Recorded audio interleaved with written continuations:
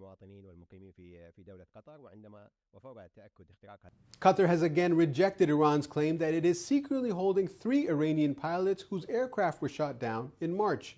Speaking here in Doha, Foreign Ministry spokesperson Dr. Majid Al-Ansari called the accusations both false and illogical, saying the pilots entered Qatari airspace on a military mission. Iran says the 3 pilots were captured alive after the aircraft were downed during an operation targeting the U.S. Al Udeid airbase. Qatar says the aircraft had violated its airspace and were targeting Doha.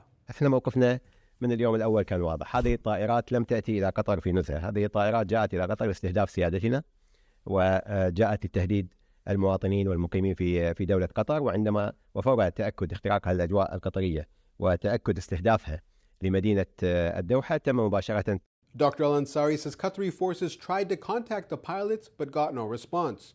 Search teams later recovered the remains of 1 pilot, which an Iranian delegation came to Doha to collect.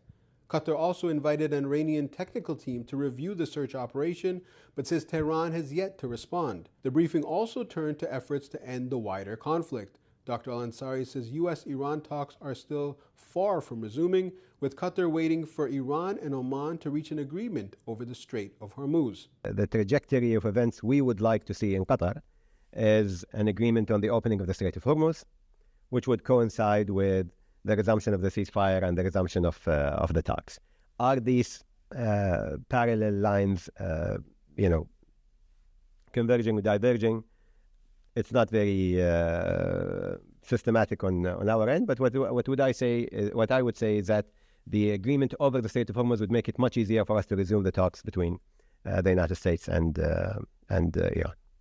For now, Qatar says the focus remains on de-escalation, reopening the strait, and ultimately getting both sides back to the negotiating table. Adil Halim, Euronews, Doha.